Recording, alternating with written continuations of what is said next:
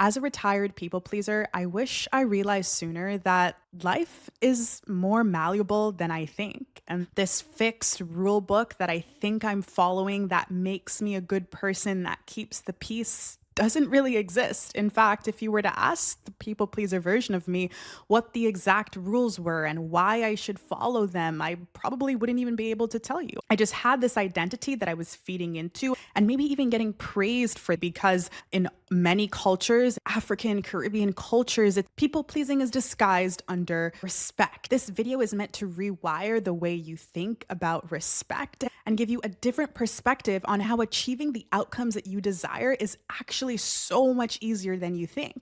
So let's get into things. Hello, my name is Danae. I'm super excited for today's yap. If you're watching on YouTube, by the way, you can also listen on Spotify at Pretty Philosophical with Danae Seaton, which is always linked in the description, alongside my newsletter, which is like my videos in written form on Crack directly to your inbox, which you can also find in the description or at prettyphilosophical.com/Danae. A lot of us, especially if you click this video, likely live in a way that is extremely passive. You don't believe truly that you can control the outcomes, and you see other people and other things as the drivers of your reality, maybe because you're not smart enough, you don't have enough ownership or leadership or credentials in a specific area.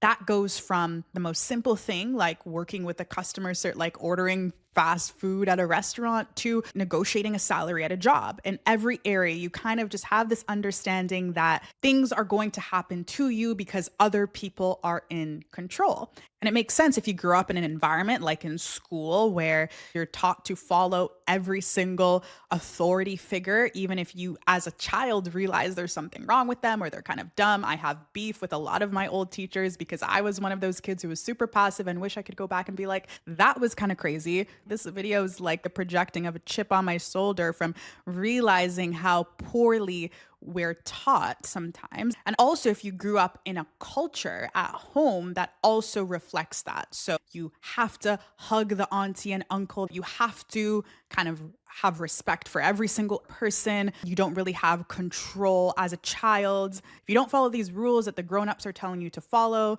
to a T, then there will be consequences. Maybe you'll literally get beat or you'll get something taken away, or the consequences seem high and honestly scary as a kid. That obviously changes your brain chemistry. So when you go out into the world, you have all of this past data in your brain of what the consequences are of not following authority or what that means of you, like who you are as a person, disrespectful, blah, blah, which makes it then difficult for you to see any other reality. I don't think this is inherently wrong. I do think it's important for kids at a baseline to be raised respecting authority and even to slightly fear your parents. I do think that to some level that can have positive outcomes. However, there's a balance, and people pleasing happens when you swing too far on the side of the scale, or extreme rebellion happens on the other side of things. So it's important as you get older. The journey that I've been on is working through finding that fine line of realizing that actually life is malleable and I am in control of many things, and I can act on that without being a disrespectful,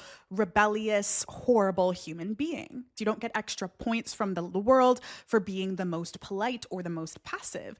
Actually, you get rewarded for being the most clear and vocal. So control and power isn't in like dominance and like forcing yourself into stuff. Really, at the core, all it is an understanding of what you want and being clear about that. So it is as simple as going to a restaurant and really wanting to sit in a specific area or outside on the balcony or with a specific view and asking for it. You, quote, bend reality by having a conviction of what you want and then simply telling the right people. Those who are bold and unapologetic, they get the job, they get the refund, they get the respect. So I learned this on a pretty massive scale when I graduated during the pandemic and I couldn't get a 9 to 5. I was sending my resumes, it wasn't working for me. So I decided to start freelancing, and I just started telling people that I was freelancing on the internet. So I was getting a mass amount of people knowing that I was doing a thing and I had a service to offer. I had a little bit link in bio so people could connect with me. And all of a sudden, me with no experience in marketing, but learning as I went was getting people coming into this little system I created wanting to work with me and pay me for my services simply because I said, hey, I am open to doing this. This is what I want to do on a math scale, thanks to social media. But I simultaneously saw this in the small things as well. I would go to a hotel, and I love a hotel with a good view of the city. So whenever I would go to hotels, when I got to the front desk checking in, hey, by the way, I would love if I could have a room with a big window or a nice view with lots of lighting. 9 times out of 10, I would get a nice hotel room with a good view simply by asking. And when you start to create these positive feedback loops where you do something and you get a result from it, you're more likely to repeat it in different areas. And you'll start to notice that in times when you might feel scared to ask for what you want, if you question why you feel scared, it goes back to this mindset that you built up in your younger years in school or through your family and cultural norms that don't really have a lot of weight or meaning or don't really reward you. Actually, they deter you from achieving the things you want to achieve because the person that goes out there and says, I want this, or hey, can you do this for me? Or is just simply vocal and unapologetic will always win. I continued to do this. And as I continued to build my freelance business, I was rewarded for this more and more. When I got paid, hey, I prefer to get paid 50% upfront, 50% at the end, 100% upfront. I was clear on it. And hey, I got what I wanted. You can do the same thing in a traditional corporate environment. You want to have a specific role one day or pivot into a different area of things by simply telling the right people or just anyone, you increase the chances of the world conspiring in your favor. The reason this matters is because when you don't ask for what you want, when you let people choose for you, when you think that you're overstepping by doing so, you dim your tone, you lower your voice, you don't feel like you want to offend, you don't want to be selfish, you just kind of think that being passive is a more polite thing to do, you build a life that is focused around everyone else's comfort or desires and not your own, which can often even create resentment towards people. They're living their life because you're not living yours fully, and you feel frustrated, which will show up in the way that you move in the world. And you'll never be able to create a life by design, which means your life will always be a culmination of appeasing other people, whether it's your family, friends, job, children, all of the above. And what kind of life is that to live? If you want to show up fully, live fully, be that charismatic, magnetic, fun person that's rooted in living a life that feels true to you and aligned with who you are deep down. And you can only achieve that level of aura if you are living a life by design. And to live a life by design, you have to be clear on what you want and ask for what you want and say no to the things that you are absolutely unwilling to accept. So it's very easy to get into the habit of doing this, and that's important so you can then end up doing it for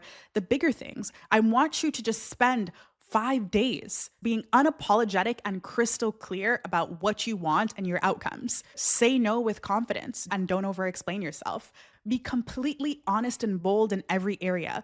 Leave your red receipts on your phone. When you're at the cashier at the grocery store, ask for a discount. Compliment the stranger on the street. When someone in your life upsets you or disrespects you, tell them. It doesn't need to be rude or malicious or unnecessarily blunt, but it's just more about committing to being clear, committing to being vocal. I speak a lot about rooting your goals and your ambition in your identity. And in order to even do that, you have to let go of things that are weighing you down. And a lot of times what's weighing people down is the hard conversations they're unwilling to have. Oh, I could never say that. I could never speak about this with my mom. I could never speak about this with my dad. I could never, ever tell my best friend how much pain she left me in because of this one thing she did 3 years ago. But she's still my best friend, so it's okay. No, have those hard conversations. Not only one, release you from the shackles of this weight, but it will open up a new dimension. It will allow the world to conspire and say, hey, this is a person of self-respect, of courage, which will give the person on the other side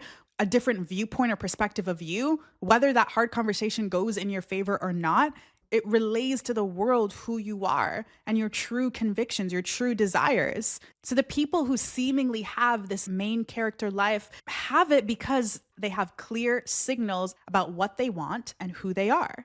There is no mistaking it. When you start testing reality, you start to see how thin it actually is and how everything isn't this big, massive structure that you have no control over. People, jobs, companies, systems, opportunities. I know a lot of you watching work in corporate companies where you had maybe this idea of how the big dogs, the C-suite, act in meetings and how they come up with things and how amazing they are. And not to say that they're not exceptionally smart or special. Some of them definitely are.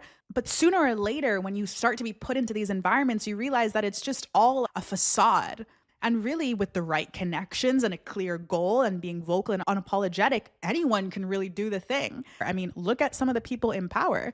They're not necessarily the most skilled people, but they know what they want. They're clear about it. They tell the right people. They have a way, let's say, they're with people as well, which they've likely built up over time. But most of your beliefs about what you can and can't do are held together by an assumption.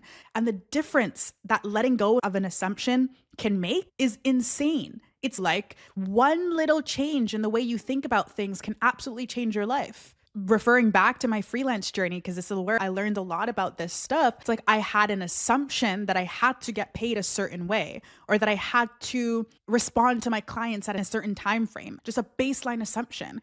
But then you go through enough time where you realize, wait, where is this even based off of? And what if I just don't do that? Let me just try just not doing that. Or let me just try asking about another way of doing things. And then it breaks everything you thought was true, but you didn't actually really put a lot of thought into it because it was an assumption. And it completely changes the way you go about life in that situation, but in other areas too, because you can bring those learnings with you. When you act like rejection doesn't exist or the cost of rejection isn't that high, then life begins to treat you like rejection doesn't exist.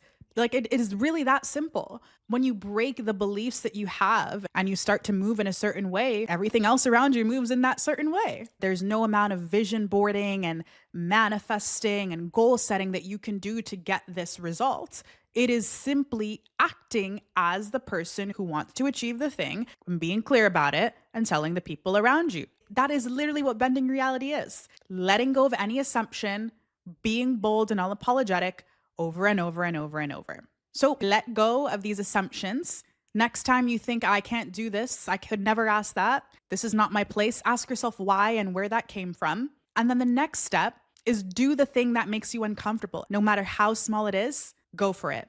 Ask for the thing, do the thing, tell the person you want the thing or you don't want the thing. Say what you mean what you say, do what you want, and notice how life and the people around you just say, okay, alrighty, that's it. If you struggle with this or you take this into practice, come back in the next 5 days.